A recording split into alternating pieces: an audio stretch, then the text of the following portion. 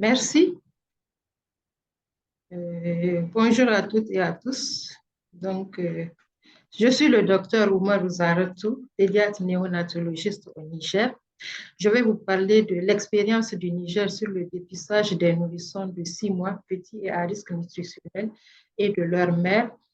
Et ça a été mis en œuvre par le ministère de la Santé publique avec le soutien technique et financier de USAID, Momentum pour la résilience sanitaire intégrée, pour une période de novembre 2023 à décembre 2024.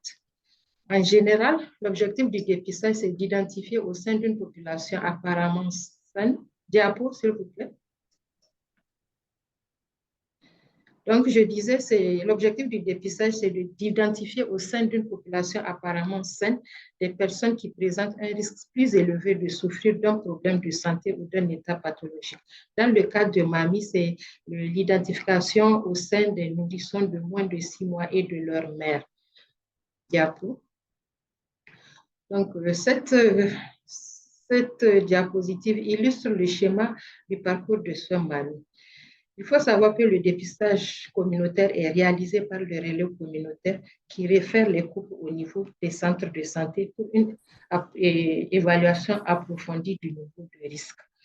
Donc, le dépistage est fait devant tout contact avec la mère, le couple, mère nourrisson et l'agent de santé.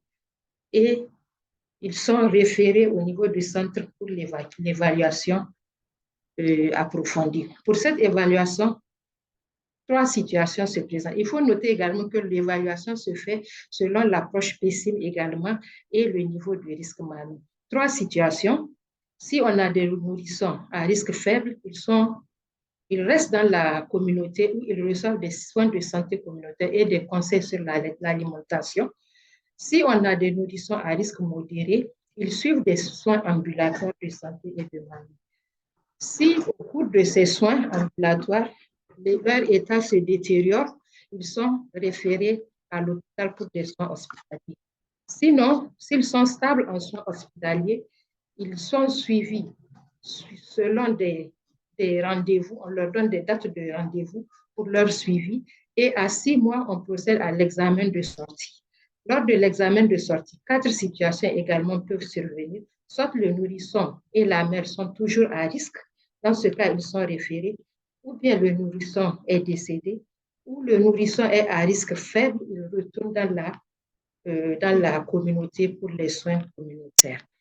Donc, pendant l'évaluation initiale et l'évaluation du niveau de risque et l'évaluation PESIM, une fois qu'on détecte un risque de gravité, un risque élevé, le couple est directement référé à l'hôpital pour les soins hospitaliers. Au niveau de l'hôpital, si l'état de nouveau-né, le couple est stabilisé, il revient en soins ambulatoires au niveau du CSI et le circuit continue. Diapo. Ici, nous avons le schéma représente l'ampleur ou la proportion des niveaux de risque au dépistage et à l'évaluation approfondie. Donc, tous les nourrissons, tous les couples sont vus au niveau communautaire. On a identifié les risques faibles ou nuls. Ceux à risque modéré sont référés au centre pour une évaluation approfondie. Et au cours de cette évaluation, les nourrissons à risque faible ou nul sont identifiés, ceux à risque modéré et ceux à risque élevé. Il faut noter que les risques faibles ne sont pas très nombreux. On a surtout des risques modérés et le risque élevé également n'est pas très élevé. Bien. Pour l'identification du risque, on se sert des critères d'identification. Donc, il y a l'observation. Il faut détecter chez le nourrisson une affection grave selon l'approche PESIM qui nécessite une attention immédiate des examens et une orientation vers des soins hospitaliers. Donc, ça se fait selon l'approche PESIM. On pose des questions sur l'accouchement. Est-ce que l'enfant est né trop tôt ou trop petit ou bien il est issu d'une naissance multiple? Toujours sur le nourrisson, votre enfant grandit-il bien? Est-ce qu'il a des difficultés à allaiter? Est-ce que vous avez des difficultés à l'allaiter? Si l'allaitement n'est pas possible, comment vous le nourrissez? Est-ce que votre enfant a été déjà hospitalisé? Ensuite, on pose la question à la soignante, ça peut être la mère ou la personne qui s'occupe de l'enfant. Est-ce que vous vous sentez bien ou bien vous avez des problèmes qui vous empêchent de vous occuper de votre enfant?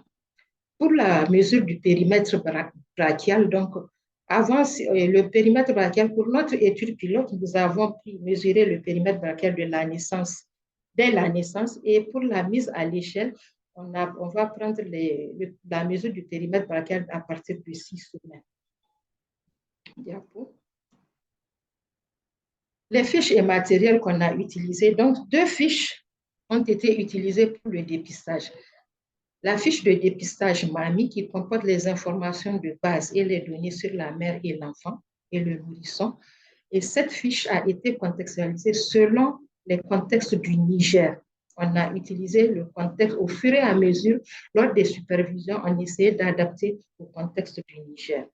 Et pour le dépistage, la deuxième fiche, c'est la fiche de pointage où on récapitule tous les cas dépistés à la fin du mois au niveau communautaire et au niveau du CSI.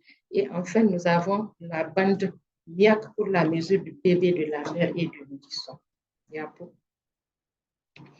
Donc, ce schéma, cette diapo illustre donc de novembre 2023 à décembre 2024 la communauté qui a le plus dépisté, les communautés pardon, qui ont le plus dépisté sont celles de Takorka et de Malamawa, tant au niveau communautaire qu'au niveau des sites. Il faut noter que la qualité et les résultats du dépistage dépendent du dynamisme et de la motivation des agents et de la communauté, des agents de santé et de la communauté. Diapo. Sur cette diapo, nous avons le dépistage au centre de santé par site et le total. Donc, de novembre 2023 à décembre 2024, nous avons la répartition du dépistage par mois sur le premier graphique et au niveau de la communauté. Et à partir, vous voyez, au 7e mois, on a une ascension de la courbe. Au niveau du 7e mois, nous avons procédé à la formation des matrons, ce qui justifie ces résultats, l'implication des matrons de la communauté. Voilà. Sur le deuxième graphique, grâce à l'implication de la communauté, nous avons eu un fort taux de dépistage de 4179 au niveau communautaire. Donc, cela traduit vraiment les résultats, que l'impact doit être mis au niveau communautaire.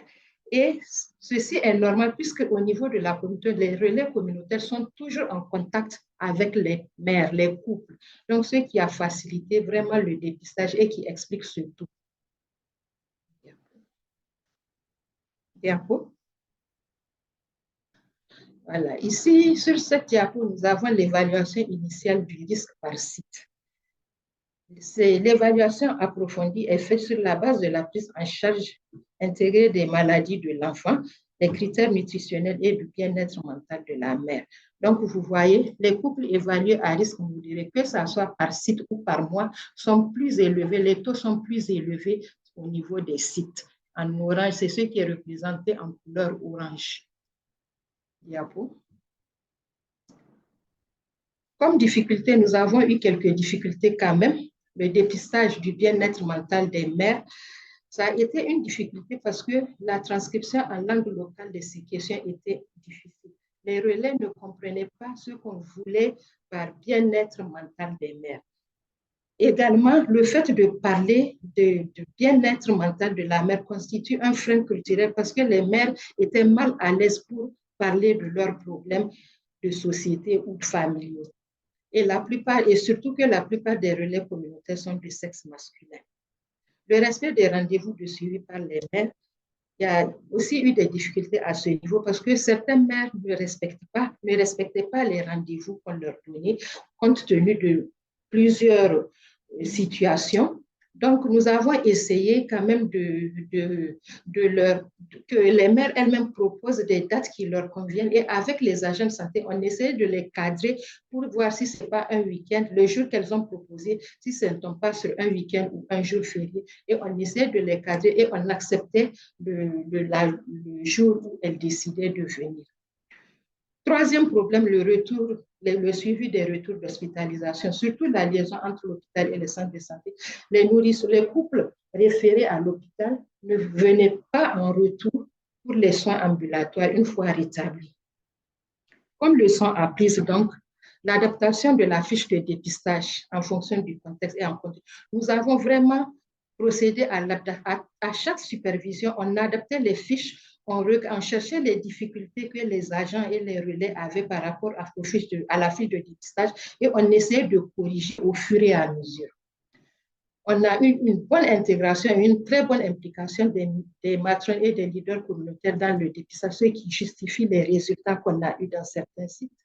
Le dynamisme des agents de santé est aussi un avantage pour la réussite parce que les agents étaient vraiment dynamiques et très motivés. Et l'acceptance du parcours des soins par les maires, nous avons interviewé, causé, parlé avec les maires pour avoir leur impression par rapport à cette approche. Diapo. Et pour terminer, donc, cette étude pilote a permis d'enregistrer plus de 560 couples mères nourrissons à risque et assurer leur suivi pendant 15 mois.